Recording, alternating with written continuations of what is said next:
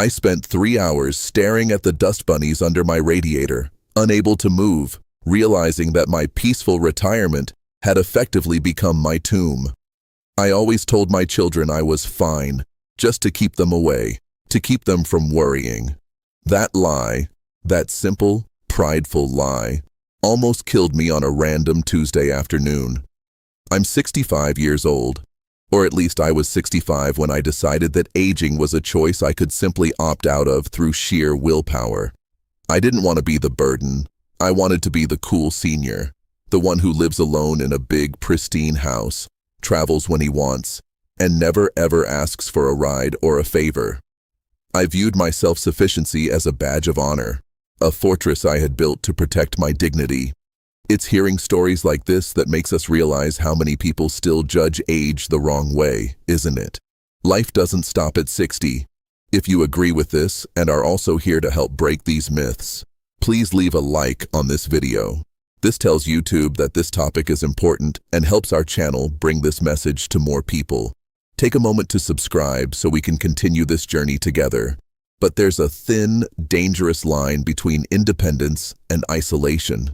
I wanted to prove I didn't need a babysitter, so I started making choices that felt like freedom, but were actually a slow-motion suicide. I stopped answering the phone daily. I leaned into the silence of my empty rooms. I even installed a heavy, expensive deadbolt on my front door, a lock so high and so sturdy it made me feel invincible. I didn't realize until it was too late that I had effectively locked myself in a cage of my own making, with a bolt I couldn't reach from the floor. I was seduced by the illusion that my home was my castle. I didn't see that it was becoming a trap.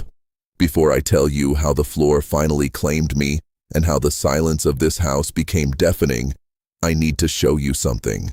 There is one specific item I now keep in every single room of this house, including the hallway. It's not a weapon, and it's not a phone. It is the only reason I am still breathing today.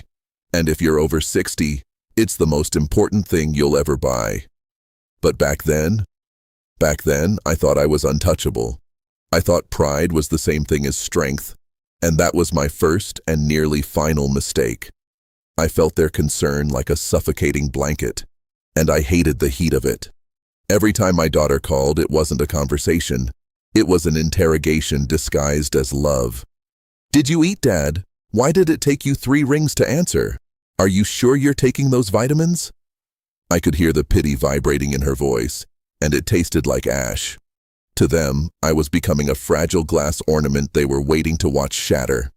I had a choice. I could lean into the safety they offered, the shared calendars, the intrusive check-in apps, the talk of downsizing to a place with fewer stairs and more grab bars. Or I could double down on the man I used to be, the man who handled everything. The temptation of total, unmonitored silence started to feel like a drug. I began to fantasize about a day where no one asked me how my knees felt. I told myself that my children had their own lives, their own stresses, and that by cutting them out of my daily loop, I was doing them a favor. But that was the grand lie. I wasn't protecting them, I was protecting my ego. I remember standing in the hardware store, staring at a heavy, commercial-grade brass deadbolt. A small, rational voice in the back of my head whispered that this was madness. I'd had a dizzy spell just that morning while reaching for the morning paper. The hallway had tilted just for a second, a silent warning from my own body that the engine was starting to sputter. I knew the risks. I knew that at 65, independence is often just another word for vulnerability. But I bought the lock anyway. The point of no return happened on a rainy Thursday. I called the locksmith and had him install that bolt way up high, higher than standard, a height that required a conscious, straining reach every time I wanted to engage it. Then I sent the email. I told my kids I was going on a digital sabbatical, a fancy modern lie to tell them I was turning off my phone and wouldn't be answering the door for a while. As the locksmith left, I reached up and turned that heavy brass handle. Thud. The sound was deep, final, and intoxicating. I looked at my empty, pristine living room and felt like a king who had finally secured his borders. I had successfully locked the world out. I had crossed the threshold from being a father to being a hermit, convinced that my pride was a shield. I didn't realize that I hadn't just locked them out. I had locked myself in with the one thing I couldn't outrun, my own mortality. And for the first time in years, I was finally, truly alone. I thought it was my greatest victory. I had no idea it was the beginning of my execution. For the first 3 months, I felt like I had finally beaten the system. I had silenced the noise of everyone else's pity. No more, "How are you feeling today, Dad?" No more intrusive check-ins or shared digital calendars. Just me, my house, and a silence so thick I could almost wear it like a suit of armor. Every morning, I'd walk to that front door and reach up, straining my shoulder just a bit, to turn that heavy brass deadbolt. Click. That sound was my morning prayer. It was the sound of a man who still had a grip on his world. I'd spend my days exactly how I wanted, reading in the sunlight, drinking my coffee without a lecture on my blood pressure. I looked in the mirror and didn't see a senior. I saw a victor. I was proving them all wrong. My kids, the doctors, the statistics. I was the exception. But looking back now, I see the symphony of lies I was telling myself. I was so busy polishing my ego that I didn't notice the foundation was turning into sand. The signs were there, whispering to me in the dark. There was that Tuesday in the kitchen when the floor suddenly tilted 45 degrees for no reason. I grabbed the counter so hard I bruised my palm, but as soon as the room leveled out, I told myself I just hadn't stayed hydrated. Then there was the night I spent 20 minutes trying to open a jar of pickles, my hands shaking with a weakness I refused to name. I eventually just put the jar back in the pantry and ate crackers, lying to myself that I wasn't even that hungry. I thought I was in control because I was the one holding the keys. I didn't realize that a key is useless if your body forgets how to turn it. I was building a mausoleum and calling it a mansion. Living alone is a luxury until it becomes a nightmare. Have you ever had a moment where you realized your house was a little too quiet? Where the silence started to feel heavy instead of peaceful? Share your experience in the comments. It's the first step to making sure we don't stay invisible. I ignored every red flag because I was terrified of what acknowledging them would mean. I didn't want to be fragile. But the truth is, I was becoming a ghost in my own home, haunting rooms I was increasingly afraid to move through. And then, the rain started. That cold, gray Thursday, the day my pride finally met the floor, and the door I had locked so carefully became the wall that would keep my help away. The rain didn't just fall that Thursday, it hammered against my windows like a warning I was too arrogant to hear. I was standing in the hallway, admiring the silence, when the first crack in my perfect illusion appeared. It wasn't a sudden explosion. It was a cold, creeping realization that the freedom I had bought was actually a debt I couldn't repay. I reached up to engage that heavy brass deadbolt, my badge of honor, but my shoulder seized. A sharp, white-hot needle of pain shot from my neck to my fingertips, and my arm simply dropped. I stood there, staring at my own hand as if it belonged to a stranger. For the first time, I looked at that lock and didn't see a shield. I saw a barrier. If I couldn't reach it to let myself out, how was anyone supposed to get in? The invisibility I had cultivated started to feel less like a choice and more like a sentence. I checked my bank balance and realized I was spending a fortune on premium delivery services and convenience items just to avoid the humiliation of asking for a ride to the store. My independence was costing me my savings, and my pride was eating my future. I was paying a solitude tax that was draining me dry, both financially and physically. The tension in the house shifted. The rooms felt smaller, the stairs steeper. I found myself sitting in the dark because I was too afraid to climb a stepladder to change a light bulb. I was a prisoner in a palace of my own design. I had spent 65 years building a life of strength, only to realize that I had become the invisible man by choice. I thought I was the master of my domain, but as the shadows lengthened in that cold hallway, I realized the truth. I wasn't the king of the castle. I was just another old man hiding from the world, waiting for a mistake I couldn't undo. And that mistake was coming for me. faster than I could ever run. I saw the red flags, and I chose to paint them white. After that Thursday, after my arm refused to move and that heavy brass lock mocked me, any sane man would have picked up the phone. I didn't. Instead, I doubled down on my own destruction. I convinced myself that the pain in my shoulder was just a pulled muscle, and that the dizzy spells were low blood sugar. I started living a life of corrosive lies, constructing a version of reality where I was still the master of my fate, even as the walls began to close in. I remember when my sister called. She's always had a sense for when I'm drowning. "You sound thin, Arthur. Are you eating? Do I need to come over?" I didn't thank her for the concern. I snapped at her. I told her she was being suffocating, that her pity was insulting, and that if she couldn't respect my boundaries, she shouldn't call at all. I hung up the phone and sat in the dark for 2 hours, my heart hammering against my ribs, terrified that if I let her in, she'd see the dust, the empty pantry, and the man who couldn't even reach his own deadbolt anymore. I systematically cut the wires. I ignored texts from old friends. I made up projects I was working on to explain why I couldn't grab lunch. The truth was simpler and much uglier. I was too ashamed to let them see me stumble. My independence had become a solitude tax I couldn't afford. I was spending my savings on overpriced deliveries just to avoid the walk to the car, and my emotional bank account was overdrawn. Have you ever lied to someone who loves you just to keep your ego intact? It's the loneliest feeling in the world.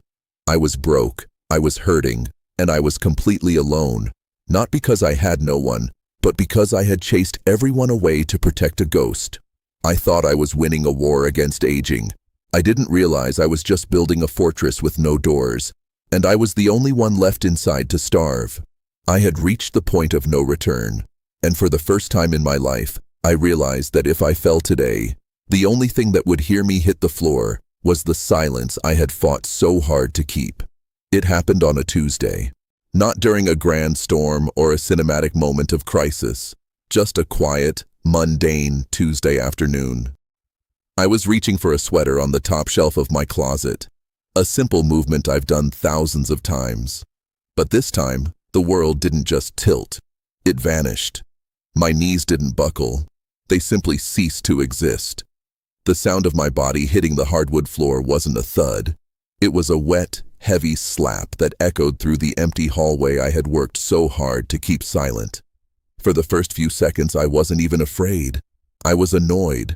I told my legs to move, to bracingly push me back into the cool senior I pretended to be. But the signal was dead.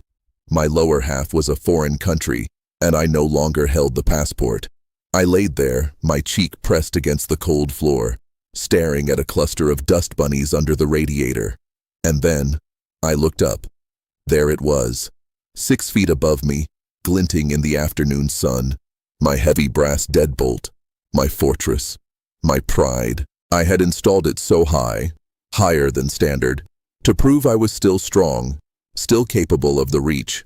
Now, from the floor, it looked like it was on the moon. I had spent months ensuring no one had a key. I had spent weeks telling my children I was busy, so they wouldn't drop by.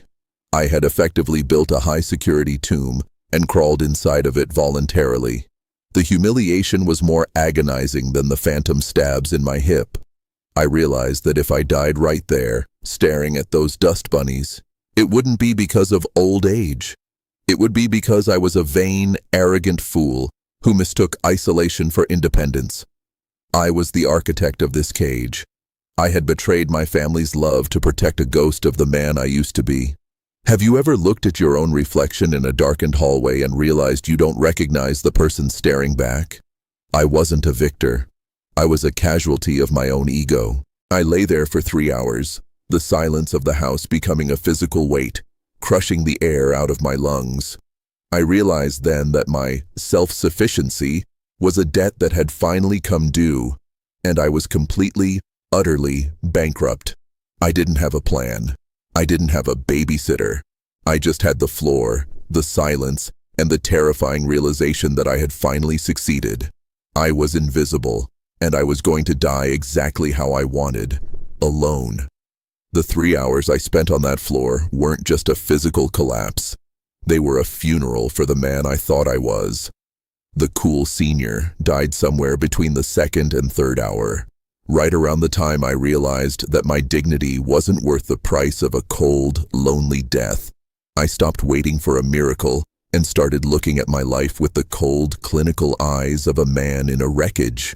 I looked up at that brass deadbolt one last time, glinting in the fading afternoon sun, and I didn't see a badge of honor anymore. I saw a tombstone. I had spent years building a fortress to keep the world out, only to realize I had successfully locked myself in with my greatest enemy, my own arrogance. There was no more room for lies.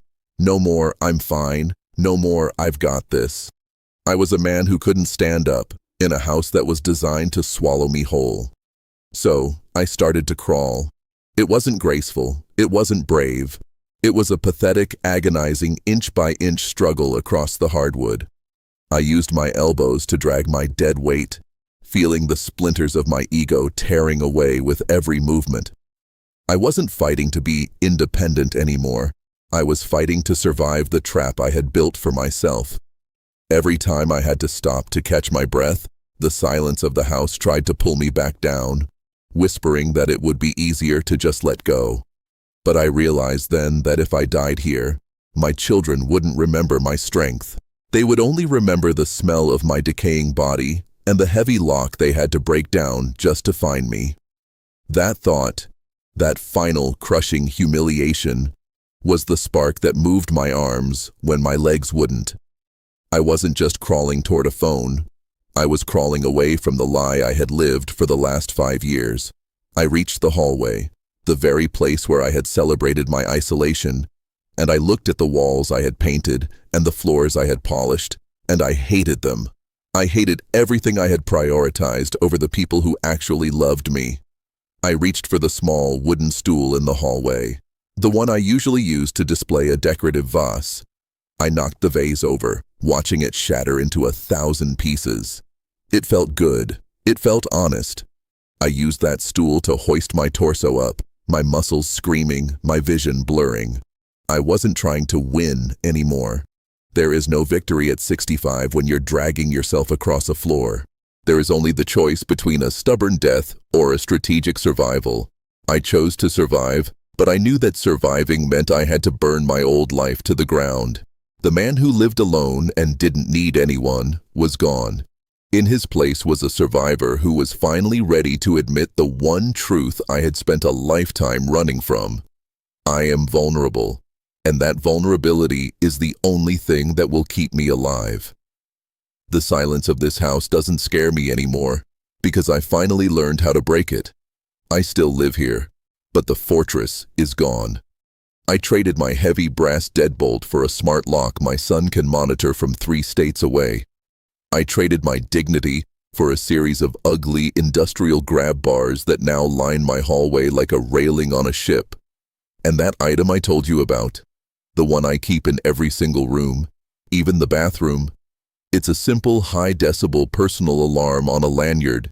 It's not a phone that can run out of battery, and it's not a cool gadget. It's a loud, piercing scream in a box that says, "I am here, and I am not okay." I used to think wearing one was a badge of defeat. Now I know it's my scepter. It's the only reason I'm the commander of my life, instead of a victim of my floor. I look back at the man I was, the man staring at dust bunnies for 3 hours, and I feel a burning, suffocating regret. Not for falling, but for the years I spent lying to the people who loved me. I thought I was protecting my children from the burden of my age, but I was actually preparing to traumatize them with the sight of my cold, lonely body. That isn't love. That's narcissism disguised as independence. I'm looking you in the eye right now because I know you're thinking it. You're thinking, "I'm different. I'm still strong. I'll know when it's time to ask for help." You are lying to yourself. The floor doesn't give you a warning. Mortality doesn't negotiate with your ego. If you are over 65 and you don't have a failure protocol, a clinical, cold, and rigid strategy for when your body eventually fails, you aren't living free. You are just a prisoner on death row, waiting for a Tuesday afternoon to claim you. Don't let your pride be the bolt that locks you in your own tomb. Break the silence before it breaks you. Call your children. Install the bars. Wear the alarm. True strength isn't doing everything yourself. It's having the courage to be seen. Because the alternative isn't independence, it's invisibility. And trust me, you don't want to find out how loud the silence gets when you're the only one left to hear it.